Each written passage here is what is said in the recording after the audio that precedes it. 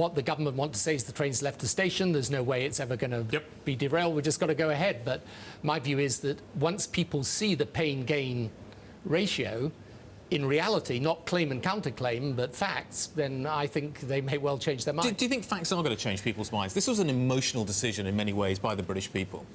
Yeah, that's a very good point. I think you're right that the emotions were a very strong part of it.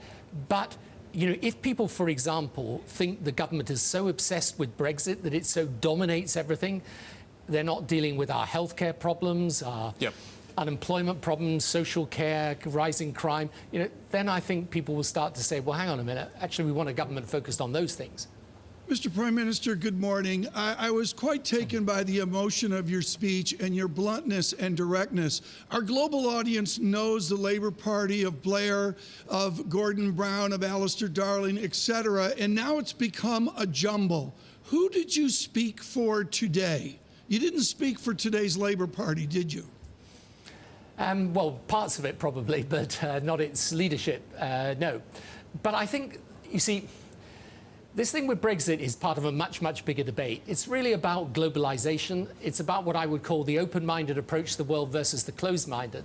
Now, the reality is that that distinction goes across traditional boundaries of left and right. And so, you know, I think, in a way, what I was articulating was a feeling and a sense that some people in the Conservative Party will agree with, people in the Liberal Democrats, and some people in Labour. It's not really a sort of partisan position, but I think it's a position that has a lot of support, particularly amongst younger people. What is the middle ground that Prime Minister May must move to? Identify the compromises or the most important compromises that you would suggest the Prime Minister should make.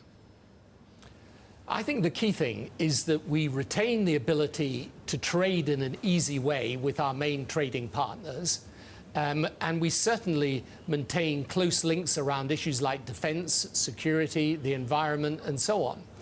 The problem, though, and this is the problem, to be fair to the Prime Minister, she faces, and she's, you know, this is not an easy task, and I'm, at one level, deeply sympathetic to her about it.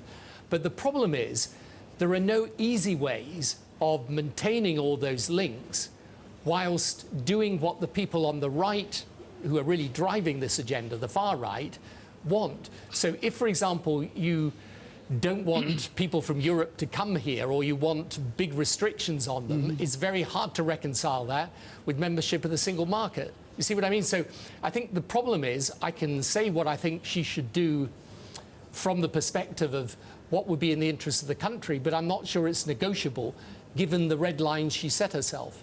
How does change get affected here? I'm curious to see how you think the mechanism will work. Parliamentarians have largely backed the Prime Minister. They have made it very clear that they feel, whether or not they think she's on the right course, that they will back her. Will the House of Lords, are you arguing that the House of Lords should step in? Are you calling for another referendum? You've argued against kind of governing by referendum in the past. What exactly are you arguing for in here in terms of the process? Yeah, so this is a really important point. Right now, there is no way that the many millions of people who feel that this decision is wrong and who particularly now think we are going down the route of Brexit at any cost, right?